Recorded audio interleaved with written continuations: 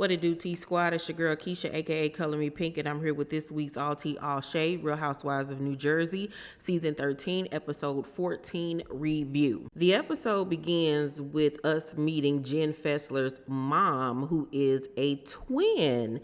She takes her mom and her aunt over to Margaret's house to visit her and Marge Sr., and we find out that her mom and aunt used to be besties with Barbra Streisand back in the day. I'm a huge Barbra Streisand fan. Oh my God, if I ever got the chance to meet her, I would just, oh my God.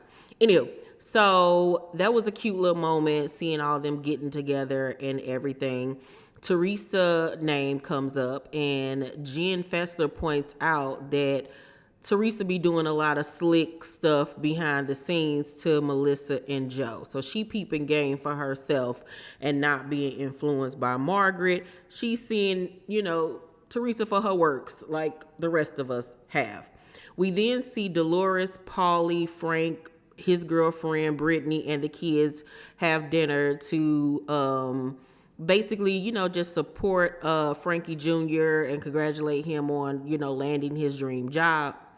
And, this is something Frank has been wanting to do for quite some time, get the whole entire family together. At first, he didn't really want Paulie or Brittany there, but he just wanted things to go back to the way that they used to be because he was getting like pushback from Paulie or whatever.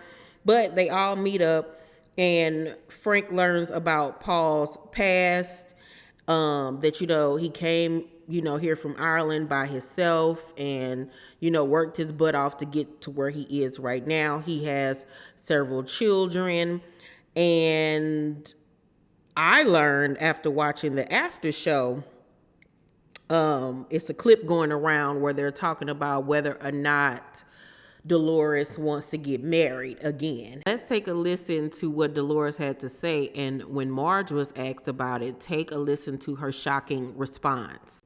They live together, they would want to be married to live together. Yeah. I don't have that. I don't have to do things. You don't have to get married, exactly. Like whatever you want, whatever you guys want. Right. You just beat at your own drum.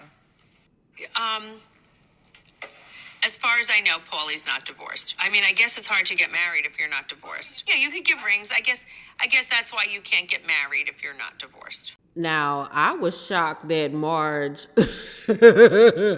cleared Dolores like that, honey, and spilled the tea, darling. I don't know if there's trouble in paradise between the good Judys or what, but that explains why Dolores has been so coy about the subject, because bruh is still married. And then, if y'all remember back earlier in the season, when she was talking about the Frank situation with Paulie, remember when she was like, well, you got your issues with your ex-wife too. You know what I'm saying? Like, she calls a lot too, and da-da-da-da-da. Well, seems like there's more to this story than what we actually know. What y'all think about Marge being the one to air out that piece of news? And in the video, she did kind of smirk after she said it, and everybody online was like, I hope Dolores sees now that Marge is really not her friend. I don't know what's going on with that, honey, but at the end of the day, we're filming a reality show, and that's your reality, that you're dating a man that's still married.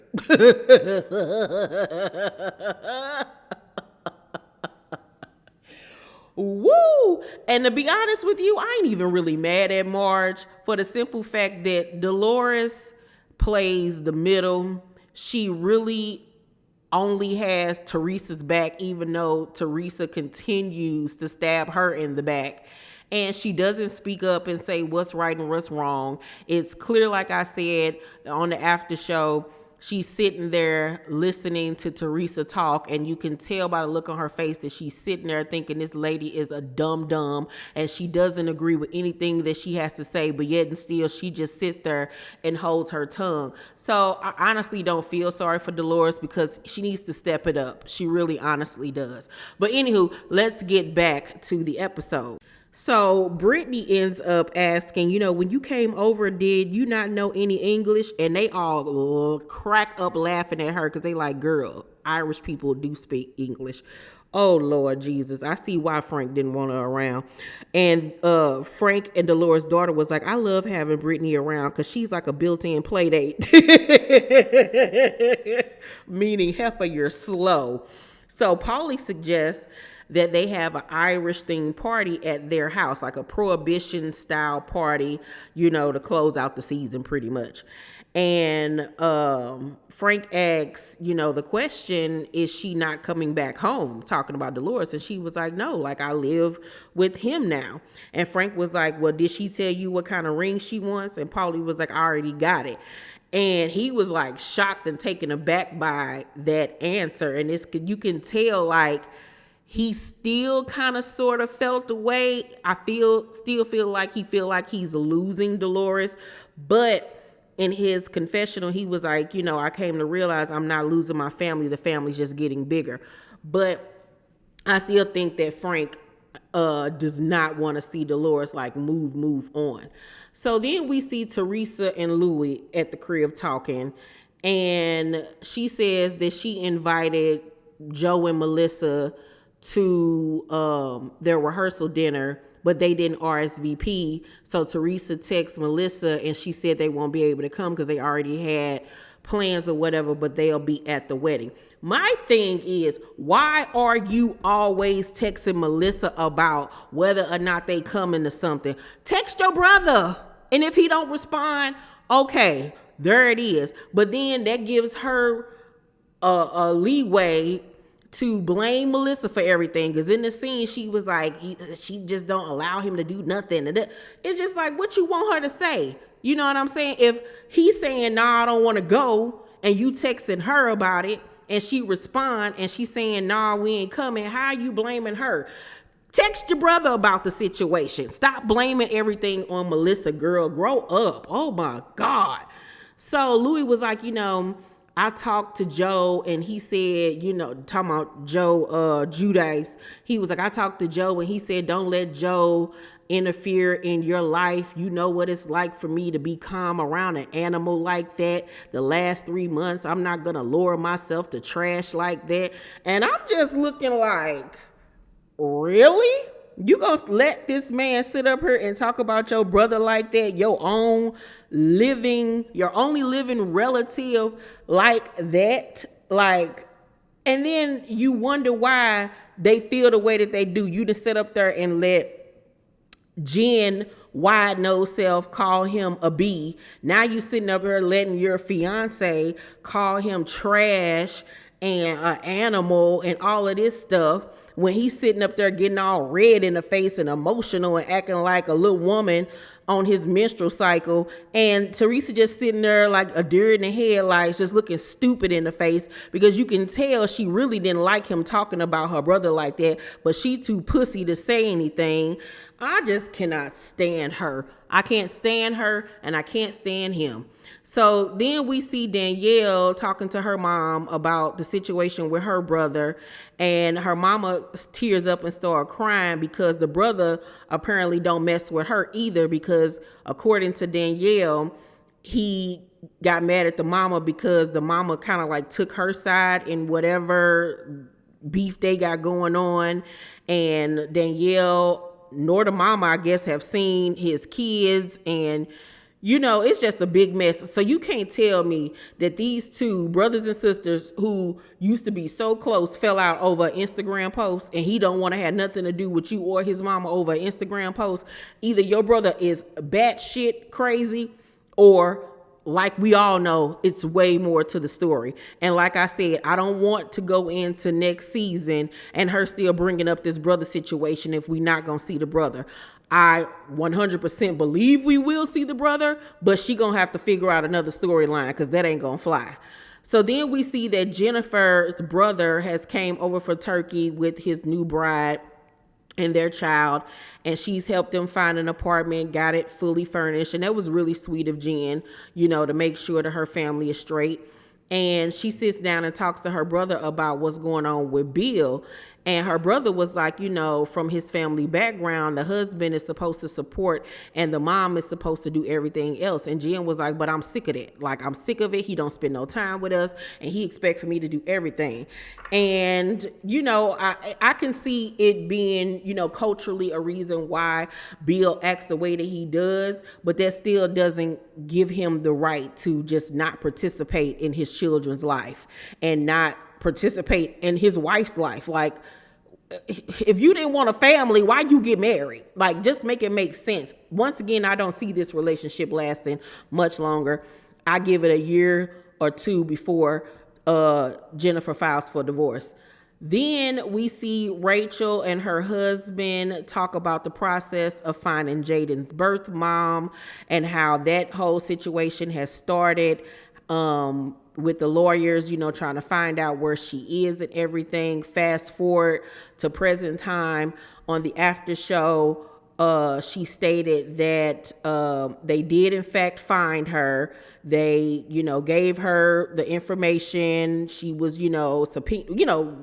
subpoenaed or whatever. She got the paperwork, but the lady did not respond. So she is free and clear to adopt Jaiden, which is a blessing. And I'm just so happy for them and that they're able to, move on to the next chapter of their life. So they sit down and talk to Jaiden, and Rachel asks, do you want me to adopt you? And he was like, I've wanted that to happen for the longest. And when they brought up the conversation, he just had a gigantic smile on his face, and it just warmed my heart because you can tell he loves Rachel. He calls her mom, and she's been that mother figure for him. So congratulations to them. So everybody is getting ready for the prohibition party, and the Gorgas asked Frank how he'd react if Paulie did propose to Dolores. And like I said, he was like, I don't know about that. Yeah, homeboy's still in his feelings. Then we see Marge tell Joe that Danielle brought up Laura again. She's talking to her Joe, not Joe Gorga. And how Danielle brought up Laura again when, they were all together. And Marge was like, Jen swears she hasn't been talking to her. And Joe was like, I don't bit more believe that, and we all know that that's a lie. And Jen in the same episode lets us know that she still has been in contact with the lady. We see Jen and Bill at the crib getting ready for the party. And Jen was like, I called Laura to see who she's been talking to because she leaked the text messages that Margaret sent their friend group. Now, on the after show, Marge read the text, and basically she sent out a text to Laura, included in a friend group text, basically saying that, Laura been coming for her. She on some shady stuff. If y'all gonna associate with her, don't associate with me. And she called Laura out in the text message, basically saying, you a snake in the grass, da-da-da-da-da-da-da. So Jen goes on to tell Bill, Teresa was like, I need to know why Melissa didn't go after Margaret last year. Does she have something on her? And Laura said she does. What did she have? What reason would she have had to go after Margaret last year? Because you was into it with her and you felt some type of way because you felt like Melissa wasn't sticking up for you when she was? Like, girl, get somewhere and sit down. All this Margaret got something on somebody. Girl, who the hell is Margaret? Yeah, she might look like the Joker, but who is Margaret? Margaret ain't Jesus. Margaret ain't Lucifer. Like, get out of here. You the one that came into this season going behind folks' back, digging up dirt on folks. You don't see Marge and them doing that. Nobody else does that but you and Jen. Like, so get out of here with the foolishness. So then we see Teresa sitting down talking to Louie, and he all under the covers looking like an overgrown bunny rabbit.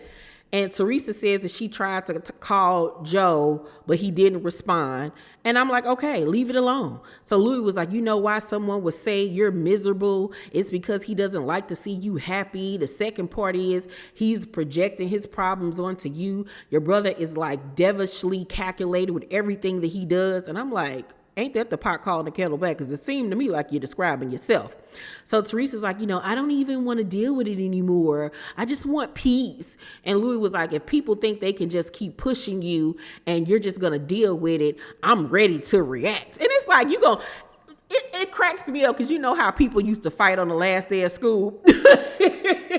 Like they go all school year and wait till the last day of school to try to fight somebody. This is what this was giving me. You knew that this was the last episode that y'all was going to be filming, and you decided to turn up because you knew you weren't going to have to see him again until the reunion where there would be security. Boy, get out of here, because you ain't want no smoke for real when y'all had the opportunity to go heads up at Rachel Food in them house and Joe stepped to you and you was pussy. So boy, get somewhere and sit down. So Teresa was like, well, are you gonna talk to him tonight? And Louie was like, I would like to talk to your brother as much as I would a rat in the street.